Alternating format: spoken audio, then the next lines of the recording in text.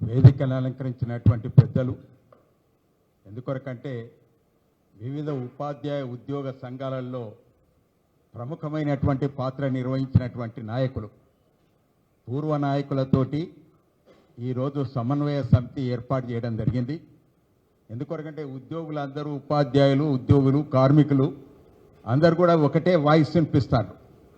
ముఖ్యమంత్రి మాట్లాడిన తర్వాత ఇక ప్రస్తుతం ఒక్క సమస్య కూడా పరిష్కారం కాదు, మీరు ఎన్నో సమస్యలు పరిష్కారం చేసిండ్రు, కాబట్టి మీ పూర్వ నాయకులందరూ కూడా ముందుకు రావాలి, మీరు సమన్వయ సమితి ఏర్పాటు చేయాలి, దాని ద్వారా పరిష్కారం అయితే అనేటువంటి ఒక నమ్మకం ఇవాళ తెలంగాణ ఉద్యోగ ఉపాధ్యాయ కార్మిక వర్గాలలో ఉన్నదనేటువంటి ఒక ఉద్దేశంతో ఈ కమిటీ ఏర్పాటు చేయడం జరిగింది.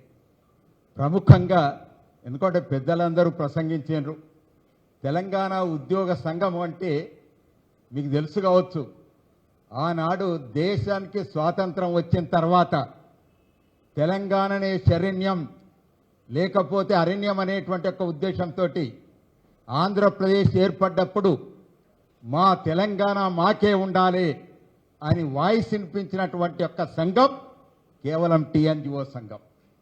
కాబట్టి మా అందరం కూడా గర్వపడుతున్నాం. ఆనాటి నుంచి ఇప్పటి వరకు కూడా అదే సంఘం పేరుతో నడుస్తుంది.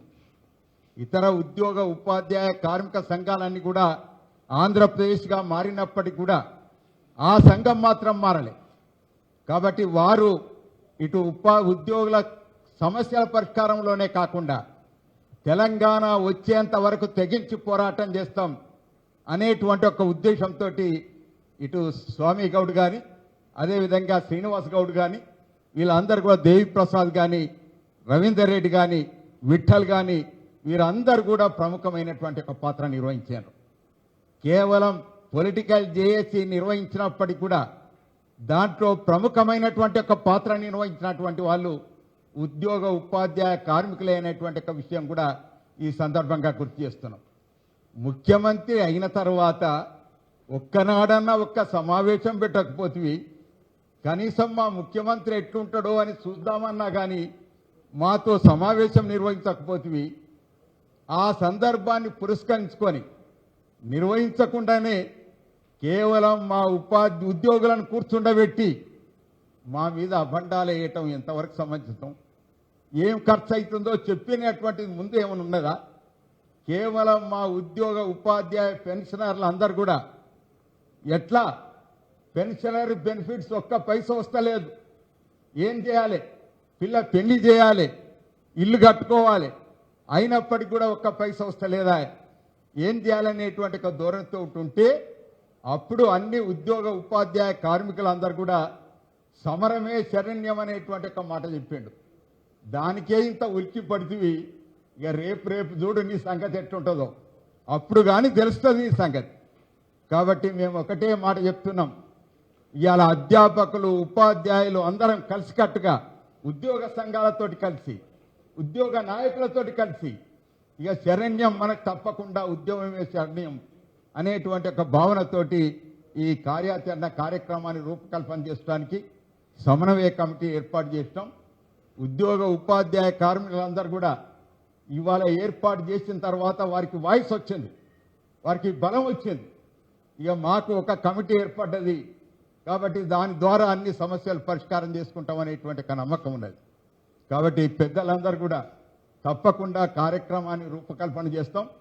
ప్రముఖంగా మేము కోరేది ఒకటే, ఎందుకొరకంటే ఆనాడు మీరు ఇచ్చినటువంటి హామీ మేరకు, మీ మేనిఫెస్టోలో పెట్టినటువంటి మేరకు టీఆర్సీ ఇస్తామంటివి, దాన్ని ఊసే లేదా? డిఏలు, ఇవాళ డిఏ అంటే కేవలం రాష్ట్ర ప్రభుత్వమే కాదు, దేశవ్యాప్తంగా కేంద్ర ప్రభుత్వ ఉద్యోగులకు డిఏ ఇస్తారు, వివిధ రాష్ట్రాలలో ఉండేటువంటి ఒక ఉద్యోగులకు డిఏ ఇస్తారు. కానీ మా రాష్ట్రంలో మాత్రం 6 డిఏలు బకాయి ఉంటున్నాయి. 5 డిఏలు ఇప్పటికే బకాయి, ఇంకొక 6 డిఏ రేపు జూన్లో వచ్చేటువంటిది అవకాశం ఉండదు.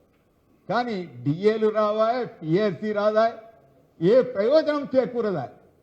కాబట్టి ఈ శరణ్యం వీళ్ళందరూ కూడా బాగా అనుభవం గడించినటువంటి నాయకులు. తప్పకుండా ఇటు అధ్యాపకుల ద్వారా మా వెంకటరెడ్డి గారు ఉన్నారు, అదేవిధంగా ఉపాధ్యాయుల ద్వారా ఎన్నో ఉద్యమాలు నిర్వహించి ఎన్నో సమస్యలు పరిష్కరించినటువంటి యొక్క ఉపాధ్యాయ నాయకులందరూ ఉన్నారు. ఉద్యోగ సంఘాల నాయకులతోటి ఒకటే విజ్ఞప్తి చేస్తున్నాం. మేము మీరు వేరుగారు, అందరం ఉద్యోగస్తులమే. కాబట్టి అందుకొరకే ఉద్యోగుల పెన్షనర్ల సమన్వయ సమితి అనేటువంటి ఒక మాట చెప్తూ వచ్చినాం. పెన్షనర్లకు తప్పనిసరిగా వారి పెన్షనరీ బెనిఫిట్స్ ఇచ్చటానికి ఈ కార్యాచరణ కార్యక్రమాన్ని రూపకల్పన చేస్తున్నాం. చరివిత చరణంగా చెప్పిందే చెప్పేటువంటి రీతిగా లేవు.